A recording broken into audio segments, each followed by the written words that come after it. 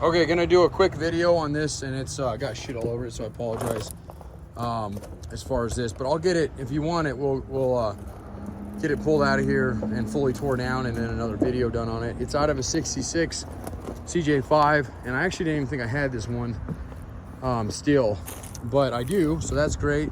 The other two I have, when you said molested, and I get that totally, they've been molested because they were adapted to different steering to change the columns and stuff.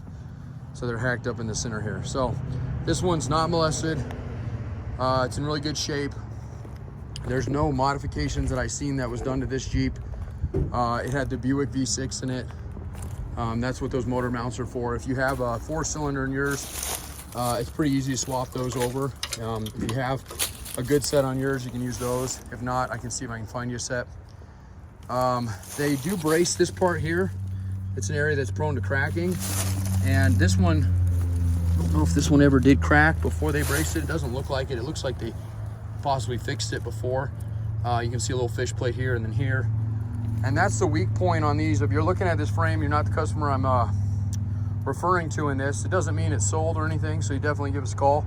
But I am making this. I usually make videos for certain customers that are looking for, you know, specific things. And in this case, it's an unmolested mid-60s, or 60s, I should say, CJ5 frame. So, and that's the other side. That's what it's factory and everything. And it's just a weak point where it comes from a box frame to the C channel. And because of that, they get weak there. They also get a little weak back here, right where they start bending up. You can tell where they put this here.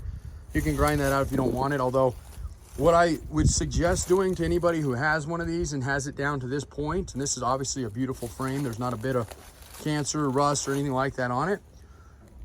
But what most people do when they get them down this far is to go ahead and finish boxing them in. The strength increases substantially. It really should have been boxed from factory, but back in the day, that wasn't a huge concern. They didn't know, you know, a lot of these Jeeps would be something that would be something desirable down the road. They need to be fully boxed in here. They're really prone to cracking up in this area where the gearbox stuff goes. This one, again, is good shape. And if you're interested in one of those other frames, you'll definitely save some money because they notch out these this front subframe section to fit a to adapt certain steering boxes, so like the old raw steering and whatnot on them. So okay, so again, so what you're going to be doing on this one, if you're interested in this, or anybody's interested in this frame, is you're going to call me, and then we're swamped just like everybody is, I'm sure. We'll take a deposit on the frame, and if there's something that comes back after we do a full teardown, that gets it in the pipeline for a full teardown. We'll get the axles pulled, unless that's something you want, and we can work something out on those. That tire carrier there, I believe that did come off of this Jeep, but that's not included. If it's something you need or want, I can probably work something out on that. I don't even know if that's factory. It might have been something somebody kind of hodgepodge together. Some of that's factory, but anyway, the rear subframe, that's pretty decent shape here. That's another area this is an area that they molest severely because people try to put, well, they do put fuel tanks back here because the fuel tank normally goes under the seat. So that's all uncut, uncut, factory like it should be. Even the rear section support is in good shape. It's nice and solid, straight, no rust there. So anyway, what that means is you put a deposit down, that gets it in the pipeline. It usually takes us about a week. We'll fully tear it down. We'll get another set of photos, another video, lengthy video, usually 5-10 minutes. Up, top, bottom, we get it hot seat, you know, before we do that, make sure there's nothing that's weak.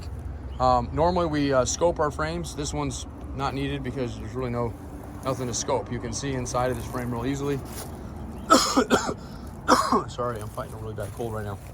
But if something comes back that we didn't see, you know, shackle mount starting to crack or something starting to get a little weak, you know, there's a couple options there. We can either just refund it. Now, we're not in the business of taking money, selling people things they didn't want to buy, or we can discount it, or we can put it towards another if we have another one to offer. So at the end of the day, I think you're trying to buy parts, we're trying to sell parts. If we can get somewhere in between that, you're happy, we're happy, we're good with that. So unmolested frames, as this customer requested, are getting extremely hard to get the older the Jeep is. And if you're not understanding what we mean by unmolested, it's a few things I've already noted.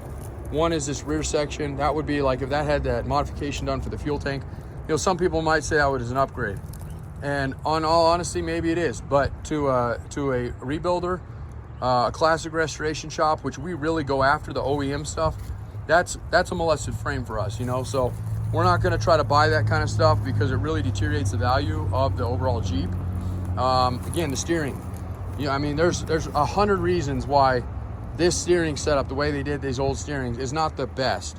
But in order to modify this frame to make a later model work, you got to do some hack job on it, or be super good with engineering and knowing, you know, which ways to go without having to compromise this frame. Again, not compromised frame. This one's a nice, clean, unmolested one. So that's what this customer, and that's what we're talking about when we mention unmolested. Okay, just unmodified is the best word for that. So if you're looking for an unmodified or unmolested frame, tub, anything like that, give us a call. We're really known for that stuff. Really known for our rust-free stuff. And we do frames. This is one of the early frames. I just got a whole bunch of Willys in, so we're gonna have some good frames on those. Those are late 40s, early 50s. If those go to parts, right now they're still pinning. If somebody buys the lot from us or buys them whole. And then we do obviously all the way up to current, you know. And this is actually one of our big sellers is our frames here. YJ frame on the bottom there. We got a TJ on the top, but we do these down to nuts and bolts too. We got 7 acres out here. And again, our phone number 303-666-9020. Partsbreakers.com. If you're looking for an engine, you know, I'm just pointing this one out just because it happens to be sitting here. Yeah, we're Jeep and we're very Jeep specific, but every once in a while we pull out, you know, this one came out of a Wrangler YJ. This is a 302 Ford. Ran like a top. Definitely somebody put some money into it. You know, so just because we're just mainly a Jeep yard, we definitely do, or definitely get, I should say, other vehicle engines and stuff too. Every once in a while we part some diesels out, and some Chevy trucks that have some of the LS motors in them that people go after. But really, truly, what we're known for is, again, an OEM as an OEM yard. So we appreciate all the feedback, all the support, and family owned. We live here on the property, and it's a beautiful day finally. It's like 60 degrees. It's been super cold. We've had a brutal winter, as most of the West Coast has. And East Coast guys, man, they got off easy, but I think they would be happier if they had a little bit more moisture out there. I was just out there. I couldn't believe how dry it was out there. So it seems just flip-flop. But anyway, again, Jeremy here, 303-666-9020. Just press option 1 when you hear that recording. That will get you forwarded through to a cell phone, either mine or my wife's, or you can jump on our website. Something like this isn't going to be listed on our website. Not as of yet. It will eventually if it gets, like, let's say the axles sell out from under it. Then we would go ahead and do a tear down, full tear down. But because this is our busy season right now, we're only parting things we got money on. And that will slow down in June. Then we'll start cleaning up this place, get inventory stock back up. Oh man.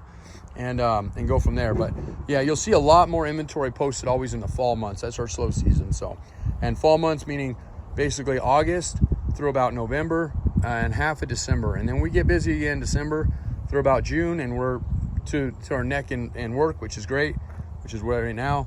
But just know that's how we operate. So, all right, thanks a lot.